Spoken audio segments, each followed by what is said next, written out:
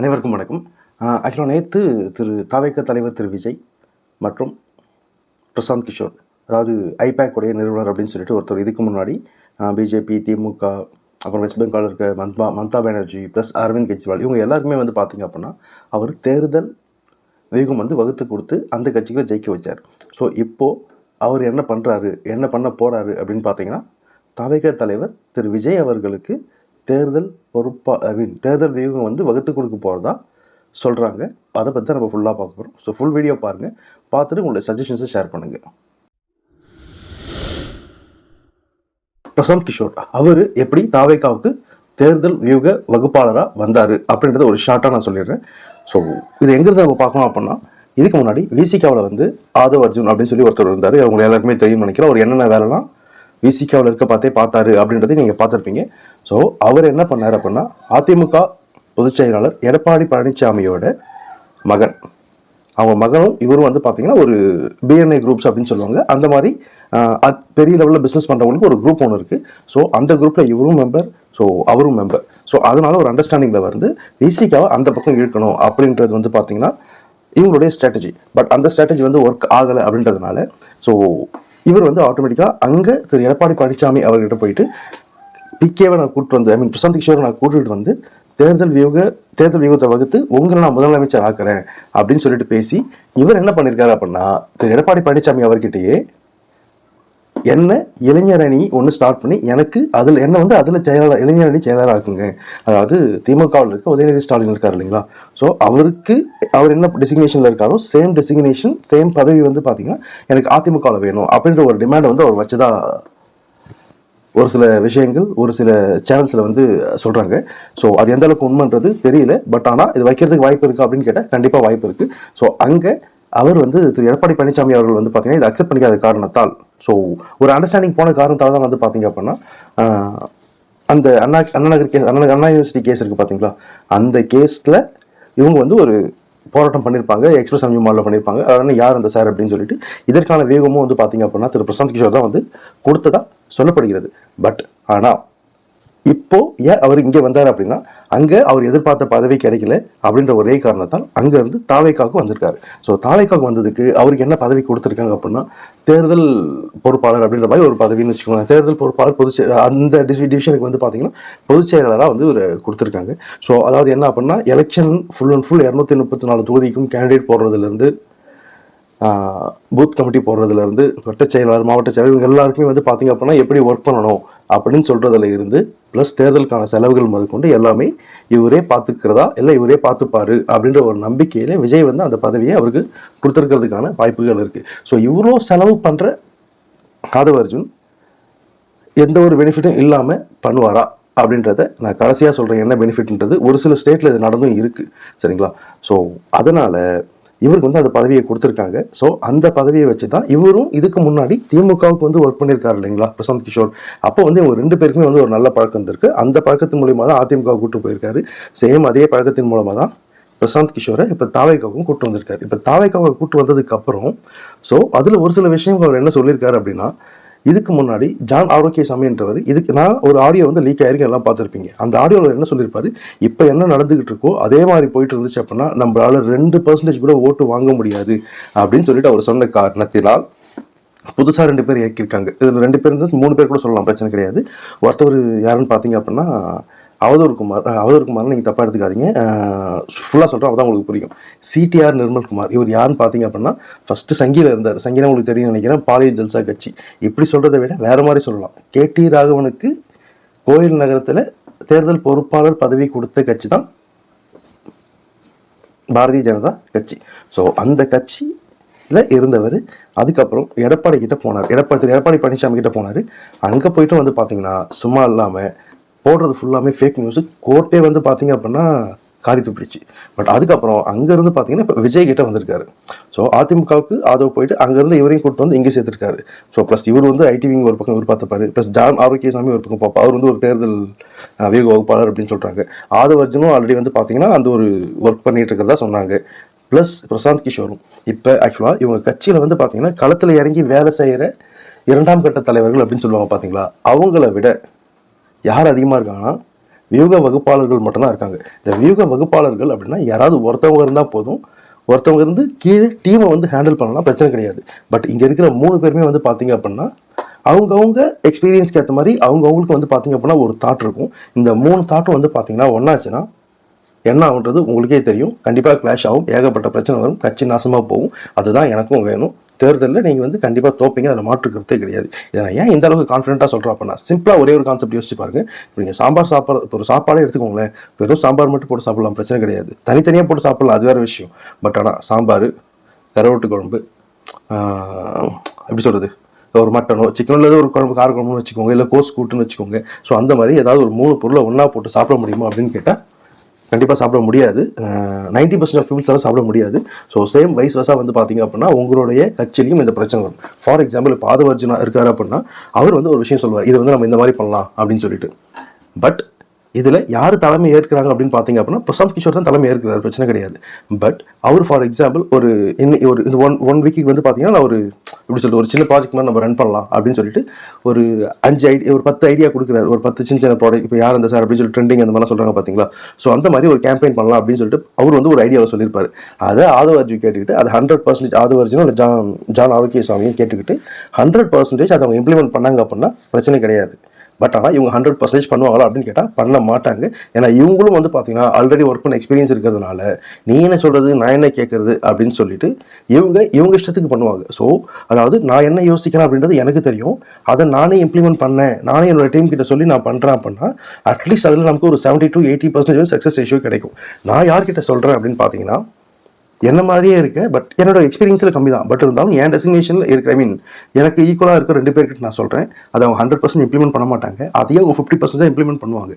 அந்த 50% கிரவுண்ட் லெவலில் போய் எப்படி ரீச் ஆகும்னு பார்த்தீங்க அப்படின்னா 30% 40% கூட ரீச் ஆகாது. அதாவது நான் சொல்கிறது மக்கள்கிட்ட கிடையாது, அவங்க கட்சி தொண்டர்கள்கிட்டயே. அதாவது இங்கே மேலே கொடுக்குற ஆர்டர் கட்சி தொண்டர்கள்கிட்ட போச்சுன்னா மட்டும்தான் வந்து என்ன நடக்கும் அப்படின்னா மக்கள்கிட்ட போய் அவங்க எடுத்து சொல்கிறது கரெக்டாக இருக்கும். பட் ஆனால் இவங்க கொடுக்குற ஆர்டரோ இவங்க கொடுக்குற சஜஷன்ஸோ இவங்க கொடுக்குற ஒரு எப்படி வந்து நம்ம பிரச்சாரம் பண்ணணும், எப்படி வந்து பிரச்சனைகளை வந்து நம்ம மக்கள்கிட்ட சொல்லணும் அப்படின்ற டீட்டெயில்ஸே வந்து பார்த்தீங்கன்னா இவங்க தொண்டர்கள்கிட்ட முழுசாக போனால் தான் அட்லீஸ்ட் மக்கள்கிட்ட ஒரு 50% போகும். கரெக்டுங்களா. பட் அதையே வந்து பார்த்தீங்கன்னா போக விடாமல் யார் பண்ணுவாங்கன்னா இவங்க 2 பேர் பண்ணுவாங்க. அது மட்டும் இல்லாமல் இன்னொருத்தரும் முக்கியமான ஒருத்தர் இருக்கார். அவர் யாருன்னு உங்க எல்லாருக்குமே தெரியும், புஷி ஆனந்த் அப்படின்றவர். அவர் என்ன பண்ணுவார், அவர் ஒரு பக்கம் என்ன பண்ணுவார், அவங்களுக்கு தேவையான ஆட்கள் எல்லாமே அங்கே போட்டு வச்சிருக்காரு. அது மூலயமா என்னுடைய இருப்பை நான் காமிச்சிக்கிறேன் அப்படின்னு சொல்லிட்டு அவர் ஒரு பக்கமாக வந்து பார்த்தீங்கன்னா ஒர்க் பண்ணுவார். ஸோ ஓகே, இது வந்து பார்த்தீங்கன்னா அந்த கட்சி நாசமாக போகிறதுக்கோ இல்லை வந்து பார்த்தீங்கன்னா எலெக்ஷனில் டெபாசிட் கூட வாங்க முடியாமல் போகிறதுக்கோ ஆன காரணம் தான் நான் எக்ஸ்பிளைன் பண்ணிட்டேன். ஸோ அடுத்தது ஒரு விஷயத்துக்கு வரும். இப்போ இவர் வந்து அவ்வளோ பெரிய எக்ஸ்பர்ட்டா, பிரசாந்த் கிஷோர் வந்து பார்த்தீங்கன்னா அவ்வளோ பெரிய எக்ஸ்பர்ட்டா, அவர் போன எல்லா தேர்தலையும் வந்து ஜெயிச்சிட்டாரா அப்படின்னு பார்த்தீங்கன்னா ஜெயிச்சும் இருக்காரு, தோத்தும் இருக்காரு. அதாவது எப்படிலாம் ஜெயிச்சிருக்காரு அப்படின்னு நான் சொல்கிறேன் பாருங்க. 2012 குஜராத்தில் மோடி வந்து முதல்வராக வராரு. அதுக்கு முன்னாடியும் அவர் முதல்வர் தான், சரிங்களா. சரி, அதை ஓகே, அதை விட்டுருங்க. அடுத்தது 2014 இவர் அதே மோடிக்கு இதே கேம்பெயின் தான் பண்ணுறாரு, ஜெயிக்க வைக்கிறாரு. இவர் ஜெயிக்க வச்சாரா கேட்டோம் அப்படின்னா கிடையாது. இவருடைய கான்ட்ரிபியூஷன் வந்து பார்த்தீங்க அப்படின்னா மேக்ஸ் டு மேக்ஸ் பார்த்தீங்கன்னா ஒரு 5% தான் இருக்கும். எதனால் அதுக்கு மேலே இருக்காது அப்படின்றதுக்கான காரணத்தையும் நான் உங்களுக்கு சொல்கிறேன், ஓகேவா. ஸோ ஏன் 5% நான் சொல்கிறேன் அப்படின்னா அந்த டைமில் 2009 to 2014 பீரியடில் வந்து பார்த்தீங்க அப்படின்னா காங்கிரஸ்க்கு அகெயின்ஸ்டாக ஏகப்பட்ட அவதூறுகளை பிஜேபின்ற கட்சி வந்து பார்த்தீங்கன்னா வச்சுது. அதில் ஒரு அவதூறு தான் வந்து பார்த்தீங்க அப்படின்னா 2G. நம்ம திமுகவில் இருக்கிற MP ராஜா ப்ளஸ் வந்து பார்த்தீங்கன்னா துணை பொதுச் செயலாளர் கனிமொழி இருக்காங்க பார்த்தீங்களா. ஸோ அவங்க 2 பேருக்கு எதிராக வந்து பார்த்தீங்கன்னா ஒரு மிகப்பெரிய கேம்பெயின் ரன் பண்ணி நியூஸ் பேப்பர் கூட பார்த்துருப்பீங்க 172000000 அந்த மாதிரி நேராக போட்டு ஃபுல் அண்ட் ஃபுல் அப்படி தான் பண்ணிட்டு இருந்தாங்க. பட் அதை நான் ஏன் அவதூறுன்னு சொல்கிறேன் அப்படின்னா கேஸ் வந்து பார்த்தீங்கன்னா ரன் பண்ணாங்க, ஐ மீன் கோர்ட்டில் வந்து நடந்துட்டு இருந்துச்சு. அந்த ஜட்ஜ் என்ன சொன்னார்னா நானும் கதவை டெய்லியும் திறந்து வச்சுட்டு இருந்தேன், ஒருத்தவங்க கூட அதுக்கான ப்ரூஃப் எடுத்து வந்து கொடுக்கவே இல்லை அப்படின்னு சொல்லிட்டு ஜட்ஜு சொன்னார். சரி, ஜட்ஜ்மெண்ட் தான் அப்படி சொன்னார் அப்படின்னு பார்த்தீங்கன்னா CAG அப்படின்னு சொல்லுவாங்க, எல்லாமே கேள்விப்பட்டிருப்பீங்க.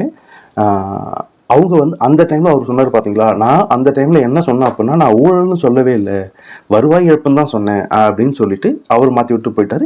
இப்போ மேல்முறையீட்டில் இருக்குது. பட் அது வந்து பார்த்தீங்கன்னா ஆஸ் யூஷுவல் வந்து எப்படி சொல்கிறது, ஐ மீன் எப்படி சொல்கிறது, இவங்க எந்த தப்பும் பண்ணல அப்படின்னு தான் வரப்போகுது. ஏன்னா ஆல்ரெடி இதுக்கான ப்ரூஃபே வந்து பார்த்தீங்கன்னா எடுத்துகிட்டு போய் யாரும் கொடுக்கல, கரெக்டுங்களா.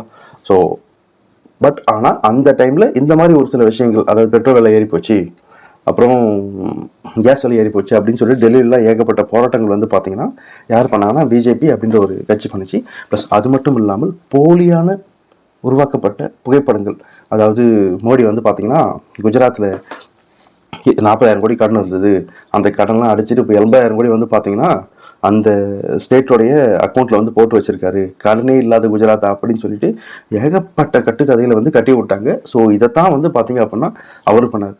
பட் என்ன ரீசன் ஜெயிச்சது அப்படின்னு பார்த்தீங்கன்னா ஆன்டி இன்கம்பன்சி இருந்துச்சு. இந்த ரீசன் வந்து இதுதான். இது வந்து ஏன்னா அந்த டைமில் எல்லாருமே நம்பினாங்க. ஒரு சில பேர் நல்ல அரசியல் தெரிஞ்சவங்க, ஈவன் எனக்கும் அந்த தாட் இருந்துச்சு. எங்கள் வீட்டில் தான் வந்து ஒரு சில விஷயம் சொன்னாங்க, அப்போலாம் நடந்திருக்க வாய்ப்பு கிடையாது. அது நம்பிக்கை இருந்துச்சு அந்த டைமில். சரி ஓகே அப்படின்னு சொல்லி உண்மையாக சொல்கிறேன், இப்பயும் எனக்கு நம்பிக்கை இருக்குது, அது கண்டிப்பாக நடந்திருக்க வாய்ப்பே கிடையாது அப்படின்னு சொல்லிட்டு. ஸோ இந்த மாதிரியான விஷயங்களை மட்டும்தான் வந்து பார்த்தீங்கன்னா பிரசாந்த் கிஷோர் அப்போ மோடிக்கு பண்ணி ஜெயிக்க வச்சார். அடுத்தது வந்து பார்த்தீங்கன்னா அரவிந்த் கெஜ்ரிவாலுக்கும் வந்து பண்ணார். ஏன்னா அரவிந்த் கெஜ்ரிவால் என்ன பண்ணார், எப்படி ஜெயிச்சாரு, எப்படி இந்த அளவுக்கு அவர் ஃபேமஸ் ஆனாருன்றது தெரியும். சேம் அதே ஊழல், அதே ஸ்ட்ராட்டஜி. அவருடைய குருநாதர் ஒருத்தர் இருந்தார், அடிக்கடி எப்பயாவது வந்து பேசுவார். அதாவது காங்கிரஸ் ஏதாவது சின்னதாக ஒரு தப்புனுச்சுன்னா கூட வந்து அது பெருசாகுவார். பிஜேபி பெருசாக ஏதாவது மிகப்பெரிய தப்புனா கூட அதை காதலே வாங்கிக்க மாட்டாருன்னு வச்சுக்கோங்க. அந்த ஆள் பேர் சரியாக ஞாபகம் இல்லை அவன் பேர் எனக்கு. சரி ஓகே, அது இருந்தாலும் நீங்கள் கமெண்ட்டை சொல்லுங்கள், நானும் தெரிஞ்சுக்கிறேன், மறந்துட்டேன். ஸோ அவர் கூட இவர் இருந்து இவர் தனியாக கட்சி ஆரம்பிச்சு அங்கே இருந்த காங்கிரஸ் ஓட்டை உடச்சி தான் வந்து பார்த்தீங்கன்னா அரவிந்த் கெஜ்ரிவால் வந்து அங்கே முதல்வர் ஆனார். அதுக்கப்புறம் வந்து பார்த்தீங்க அப்படின்னா 2019 வந்து ஜெகன்மோகன் ரெட்டி அப்படின்னு சொல்லிட்டு ஒருத்தர் நம்ம ஆந்திராவில் இருக்கார். ஸோ அவரையும் வந்து பார்த்தீங்க அப்படின்னா அவருக்கும் இவர் தான் கேம்பெயின் பண்ணியிருந்தாரு. அவருக்கு என்ன கேம்பெயின் அப்படின்னு பார்த்தீங்க அப்படின்னா அங்கே சிம்பிளான விஷயம் தாங்க, ரெண்டே விஷயம் தான். அப்போ வந்து காங்கிரஸ் ஆந்திரா தெலுங்கானா ஒன்றா இருந்துச்சு. அந்த டைமில் காங்கிரஸ் வந்து அதை ரெண்டாக பிரித்து கொடுத்துச்சு. அது ஒரு மேஜர் பிரச்சனை வந்து பார்த்தீங்கன்னா காங்கிரஸ் மேலே இருந்த கோபம். ப்ளஸ் அது மட்டும் இல்லாமல் அங்கே வந்து பார்த்தீங்க அப்படின்னா இவருடைய தந்தை வந்து இறந்துட்டார். அது ஒரு மிகப்பெரிய ஒரு ஐகான் அப்படின்ற மாதிரி சொல்கிறாங்க. ப்ளஸ் அது இல்லாமல் அவங்க தந்தையெல்லாம் வந்து அரெஸ்ட் பண்ணி இவருக்கு ஏகப்பட்ட பிரச்சனைகள்லாம் கொடுத்து மக்கள் வந்து பார்த்தீங்க அப்படின்னா ஒரு சென்டிமெண்டலாக வந்து மக்கள் வந்து சென்டிமெண்ட்டாக ஃபீல் பண்ணிட்டாங்க. ஏன்னா இதுக்கு முன்னாடி அவர் நிறையா பண்ணியிருப்பாரு, அந்த குடும்பம் அந்த ஸ்டேட்டுக்காக நிறைய விஷயங்கள் பண்ணியிருக்கோம். பட் அப்படி இருக்க பார்த்து அதெல்லாம் வந்து அந்த மக்கள் டிவிலெலாம் போடுவாங்க, இதெல்லாம் பண்ணியிருக்காரு அப்படின்னு சொல்லிட்டு. பட் அதை வந்து மக்கள் ஒரு சென்டிமெண்ட்டாக எடுத்துக்கிட்டாங்க. ப்ளஸ் அது மட்டும் இல்லாமல் இவரும் ஜெகன்மோகன் ரெட்டி வந்து பார்த்தீங்க அப்படின்னா நடைபயணம் போனார். நடைபயணம் போயிட்டு அங்கே நல்லா ஜெயிச்சார், பிரச்சனை கிடையாது. ஸோ வைஸ் வெர்சா இப்போ இவருக்கு என்ன நடந்துச்சு, சந்திரபாபு நாயுடுக்கு என்ன நடந்துச்சு, என்ன வந்து ஜெகன்மோகன் ரெட்டிக்கு என்ன நடந்துச்சோ அதே தான் சந்திரபாபு நாயுடுக்கு நடந்துச்சு. அவரும் வந்து பார்த்தீங்க அப்படின்னா அங்கே இப்போ ஜெயிச்சாரு, ஜெகன்மோகன் ரெட்டி தோத்துட்டாரு. இப்போ ஆனால் இந்த வந்து அவர் வந்து பண்ணலை அப்படின்ற மாதிரி சொல்கிறாங்க. பட் அதுக்கப்புறம் வந்து பார்த்தீங்க அப்படின்னா தமிழ்நாடு. அப்போ ஏன் தமிழ்நாடு சொல்ல வரேன் அப்படின்னா இவர் ஒன்றுமே பண்ணலன்னு சொல்ல முடியாது, ஒரு 5% கான்ட்ரிபியூஷன் அப்படின்னு வந்து நம்ம சொல்லலாம், பிரச்சனை கிடையாது. எதனால் அப்படின்னா இதுக்கு முன்னாடி 2019 பார்லிமெண்ட் எலெக்ஷன் நடந்துச்சு. பார்லிமெண்ட் எலெக்ஷனில் தேனி அப்படின்ற ஒரே ஒரு தொகுதியை தவிர மீதி இருக்க 39 தொகுதியுமே திமுக ஜெயிச்சிருந்துச்சு. அதில் மொத்தம் வந்து பார்த்தீங்க அப்படின்னா 234 ஆல்மோஸ்ட் வந்து 228 தொகுதியோ 232 தொகுதியோ வந்து பார்த்தீங்கன்னா திமுக சட்டமன்ற தொகுதி வரையாக பார்த்தீங்கன்னா திமுக வந்து அதிகமாக இருந்துச்சு. பட் ஆனால் அதுக்கப்புறம் நடந்த சட்டமன்ற தேர்தலில் அதிமுக வந்து பார்த்தீங்கன்னா அதிமுக கூட்டணி வந்து 75 இடத்துல வந்து பார்த்தீங்கன்னா ஜெயிச்சிருந்துச்சு. இதில் 75 இடம் ஜெயிச்சது எனக்கு பிரச்சனை கிடையாது, கரெக்டுங்களா? ஏன்னா அவங்களும் எஃபோர்ட் எடுத்திருப்பாங்க, அவங்களும் ஒர்க் பண்ணியிருப்பாங்க. இவர் உண்மையாகவே ஒரு தேர்தல் சிறந்த ஒரு எப்படி சொல்கிறது ஒரு வீக வகுப்பாளராக இருந்திருந்தார் அப்படின்னா கோயம்புத்தூரில் எப்படி அதிமுக எல்லா தொகுதியும் ஜெயிச்சுது, பொள்ளாச்சியில் எப்படி எல்லா தொகுதியுமே ஜெயிச்சுது, திருப்பூரில் எப்படி ஜெயிச்சுது. ஸோ இந்த மாதிரி அந்த கொங்கு பெல்ட்டில் இருக்க எல்லா தொகுதியிலையுமே எப்படி அதிமுக ஜெயிச்சது. நீங்கள் ஒரு மிகச்சிறந்த நான் வந்து ஜெயிக்கிறது ஆட்சியில் வந்தது இதெல்லாம் எனக்கு பிரச்சனை கிடையாது. என்னுடைய கேள்வி என்ன அப்படின்னா இந்த குறிப்பிட்ட ஒரு சில மாவட்டங்கள் ஒரு சில இடத்துல வந்து பார்த்தீங்க அப்படின்னா இந்த மாதிரி நடந்திருக்கே அப்படின்னு சொல்லிட்டு அங்கே எப்படி தப்பு நடந்துச்சு அப்படின்னு சொல்லி யாராவது யோசிச்சிருப்பாங்களா அப்படின்னு கேட்டால் கண்டிப்பாக தெரியல. அங்கே இவர் இல்லை ஒழுங்காக அனலைஸ் பண்ணலையா, இல்லை இவங்க டீம் வந்து ஒழுங்காக அனலைஸ் பண்ணலையா அப்படின்ற கேள்விகளும் பார்த்தீங்கன்னா வருது. பட் அதே மாதிரி சொல்ல போனால் அப்படின்னா சென்னையில் எல்லாமே வந்து திமுக தான் ஜெயிச்சது. ஆல்மோஸ்ட் டெல்டாவில் வந்து பார்த்தீங்க அப்படின்னா 21 தொகுதியில் 20 தொகுதியிலையும் திருச்சி, கரூர், அப்புறம் இந்த பக்கம் வந்து தஞ்சாவூர், இதெல்லாம் அப்படியே பார்த்தீங்க அப்படின்னா எனக்கு தெரிஞ்சு வந்து அதிமுக எதுவுமே கிடையாது, திமுக தான் அங்கே ஃபுல் அண்ட் ஃபுல் ஜெயிச்சுது. அங்கே விட்டு இந்த 2 இடத்துல பிடிச்சிட்டாங்கன்னு வச்சுக்கோங்களேன், பிரச்சனை கிடையாது. பட் இங்கே பண்ண மாதிரி ஏன் அங்கே உங்களால் பண்ண முடியல? நீங்கள் சிறந்த ஒரு தேர்தல் வியூக வகுப்பாளராக இருந்திருந்தீங்க அப்படின்னா அங்கேயும் அட்லீஸ்ட் ஒரு 20% ஆஃப் சீட்டாஸ் நீங்கள் ஜெயிச்சு கொடுத்துருந்தீங்க அப்படின்னா நீங்கள் வந்து ஒரு எக்ஸலண்ட்டான ஒர்க்கர் அப்படின்னு சொல்லி நான் சொல்லலாம். நான் இதை ஏன் இந்த அளவுக்கு நான் கான்ஃபிடென்ட்டாக சொல்கிறேன் அப்படின்னா இவங்களை பொறுத்த வரைக்கும் வந்து பார்த்தீங்கன்னா ஆன்லைனில் ஒரு லீடரை வந்து பார்த்தீங்கன்னா மாஸ் பண்ணி காமிப்பாங்க. அது மட்டும் தான் வந்து பார்த்தீங்க அப்படின்னா இவங்களுடைய வேலையை பார்த்துட்டு இருக்காங்க. மற்றபடி அங்கே இந்த தெருவில், இந்த ஸ்ட்ரீட்டில், இந்த ஊரில், இந்த பஞ்சாயத்தில், இந்த ஒன்றியத்தில் இந்த கம்யூனிட்டி பீப்புள்ஸ் அதிகமாக இருக்காங்க, இந்த மாதிரி இந்த பிரச்சனைலாம் இவங்களுக்கு இருக்குது, இங்கே வந்து பார்த்தீங்கன்னா தண்ணி பிரச்சனை இருக்குது, இங்கே ரோடு பிரச்சனை இருக்குது, இங்கே வந்து பார்த்தீங்கன்னா ஹாஸ்பிட்டல் கவர்மெண்ட் ஹாஸ்பிட்டல் இந்த இஷ்யூ இருக்குது, இங்கே வந்து ஸ்கூலில் கட்டணம் கிடையாது, இது எல்லாமே யாருக்கு தெரியும்னு பார்த்தீங்க அப்படின்னா அங்கே இருக்கிற ஆளுங்கட்சிக்கும் எதிர்கட்சிக்கும் தான் தெரியும். அதாவது திமுக அதிமுகவுக்கு மட்டும்தான் வந்து பார்த்தீங்கன்னா தெரியும். இவங்க அந்த டேட்டா வச்சு ஒன்றும் பெருசாக பண்ண போகிறது கிடையாதுன்னு வச்சுக்கோங்களேன். பட் இதை வச்சு அங்கே இருக்கிற கட்சி கேடர்ஸ் வந்து ப்ராப்பராக ஒர்க் பண்ணாங்க அப்படின்னா பண்ணியிருக்க முடியும். பட் ஆனால் அங்கே மேபி அந்த டைமில் வந்து ஒரு சில விஷயங்கள் இருக்குது. பட் இவங்களும் நல்லா பண்ணியிருப்பாங்க, பட் இவங்களை விட அவங்க பெஸ்ட்டாக பண்ணியிருப்பாங்க. ஃபார் எக்ஸாம்பிள் இப்போ எப்படி திருச்சி நம்ம சென்னை சொன்னமோ அந்த மாதிரி வந்து சொல்லலாம். பட் ஆனால் நீங்கள் தான் சிறந்த தேர்தல் வியூக வகுப்பாளர் இல்லையா? ஸோ நீங்கள் வந்து அந்த ஸ்ட்ராட்டஜி அங்கே சொல்லி கொடுத்து நீங்கள் அங்கே பண்ணியிருந்தீங்க அப்படின்னா, அங்கேயும் ஜெயிச்சு வச்சுருந்தீங்க அப்படின்னா ஒத்துக்கலாம், நீங்கள் வந்து ரொம்ப ஒரு மிகப்பெரிய எக்ஸ்பர்ட் அப்படின்னு சொல்லிட்டு. ஸோ அதனால் இந்த தேர்தல் வியூகங்கள் இதெல்லாமே வந்து பார்த்தீங்க அப்படின்னா முக்கியமான விஷயம் சொல்ல மறந்துட்டேன். ஏன் வந்து அவர் ஒரு டம்மி அப்படின்னா, இப்போது பீகாரில் வந்து இடைத்தேர்தல் 4 தொகுதியில் வந்து நடந்துச்சு. ஸோ இப்போது அவர் என்ன பண்ணியிருக்காரு அப்படின்னா, ஒரு கட்சியை ஸ்டார்ட் பண்ணியிருக்காரு. கட்சியை ஸ்டார்ட் பண்ணி 4 தொகுதியிலையுமே வந்து பார்த்தீங்கன்னா இவங்களுடைய கட்சி கேண்டிடேட் நிறுத்திருக்காரு. டெபாசிட் யாருமே வாங்கவே இல்லை, எல்லாமே தோத்துட்டாங்க. ஸோ மற்ற கட்சிக்கெலாம் வந்து ஒரு தேர்தல் வியூகங்கள் ப்ராப்பராக வகுத்து கொடுத்தாரு அப்படின்னு சொல்லிட்டு சொன்னாங்க. நானும் ஒரு காலத்தில் நம்பிட்டு தான் இருந்தேன் 2022 வரைக்கும். அதுக்கப்புறம் அனலைஸ் பண்ணதுக்கப்புறம் தான் தெரியுது, இது ஒரு டம்மி வேலை. இது நம்ம நார்மலாக வந்து நம்ம ட்விட்டர் பண்ணிட்டு இருக்கோம் பார்த்தீங்களா, இன்ஸ்டாகிராமில் போஸ்ட் போகிறது. ஸோ இந்த மாதிரி வந்து பார்த்தீங்கன்னா நம்ம தனியாக பண்ணிட்டு இருக்கோம். பட் இவங்க வந்து ஒரு டீமாக கிரியேட் பண்ணி அட் அ டைம்லேயோ இல்லை 30 மினிட்ஸ் ஒன்ஸ் ஸோ அந்த மாதிரி வந்து பண்ணுறதுனால அது கொஞ்சம் மாசாக தெரியுதுன்னு வச்சுக்கோங்களேன். மற்றபடி வேறு ஒன்றுமே கிடையாது. ஸோ உண்மையாகவே ஒரு தேர்தல் வியூக வகுப்பாளராக இருந்தார் அப்படின்னா இவருடைய கட்சிக்கு சொந்தமாக ஒரு எப்படி சொல்கிறது, சொந்தமாக இந்த சென்ஸ் ஒரு நல்ல வியூகத்தை வகுத்து அட்லீஸ்ட் ஜெயிக்க முடியாதுன்ற செகண்டரி அட்லீஸ்ட் டெபாசிட் ஆச்சும் வாங்கியிருந்திருக்கலாம். பட் அதுவே வந்து வாங்கலை இவர். ஸோ இதுக்கு முன்னாடி வந்து பார்த்தீங்க அப்படின்னா அதுக்கு ஒரு மாஸ் லுக் இருந்துச்சு. மக்கள் பிரசாந்த் கிஷோர் அப்படின்றலாம் வந்து ரியாக்ட் பண்ணிட்டு இருந்தாங்க. பட் இப்போலாம் வந்து பார்த்தீங்க அப்படின்னா அதெல்லாம் ஒன்றும் கிடையாது, டம்மி ஆகிடுச்சு. இப்போ வந்து பார்த்தீங்கன்னா தெருவு 2 பேர் இருக்காங்க அப்படின்ற மாதிரி ஆகிடுச்சு. பாண்டிச்சேரி கூட எனக்கு தெரிஞ்சவங்களே ஒருத்தவங்க கூட வந்து பண்ணிகிட்டு இருக்காங்க, அதாவது சபை மாதிரி எடுத்து பண்ணிகிட்டு இருக்காங்க அப்படின்ற மாதிரி கேள்விப்பட்டேன். ஸோ அதனால் அதெல்லாம் வந்து வேலைக்கு ஆகாது. என்னுடைய கோரிக்கை என்ன அப்படின்னா, உங்கள் தாவேகா தலைவர் வந்து பார்த்தீங்கன்னா டெபாசிட் வாங்கணும் அப்படின்னா எந்த தொகுதியில் நிற்க போகிறாரோ அந்த தொகுதிக்கு ஒரு ஒரு குறிப்பிட்ட சதவீத ரசிகர்கள் அந்த தொகுதிக்கு உங்களுடைய வாக்கு வந்து மாற்றிக்கிங்க. அப்படி மாற்றினா மட்டும்தான் உங்களால் வந்து டெபாசிட் வாங்க முடியும். இதை நான் ஏன் சொல்கிறேன் அப்படின்னா, இதெல்லாம் வந்து பிஜேபி ஆல்ரெடி பண்ணிட்டு தான் இருக்குது நிறைய இடத்துல. இப்போ டெல்லியில் கூட வந்து அப்படி தான் நடந்துச்சுன்னு சொல்கிறாங்க. பட் அது எந்த அளவுக்கு உண்மைன்னு எனக்கு தெரியல. பட் அந்த மாதிரி பண்ண முடியுமான்னு கேட்டால், பட் நான் இதுக்கப்புறம் பண்ண முடியாது. கண்டிப்பாக இப்போ டெபாசிட் போகிறது உறுதி. ஸோ பார்த்துக்கோங்க. பார்த்துட்டு நீங்கள் சொல்கிறது உங்களுக்கு புரியும்னு நினைக்கிறேன். பார்த்து அனாவசியமாக அன்வான்டாக செலவு பண்ணாமல் வேலையை மட்டும் பாருங்கள். தேங்க்யூ.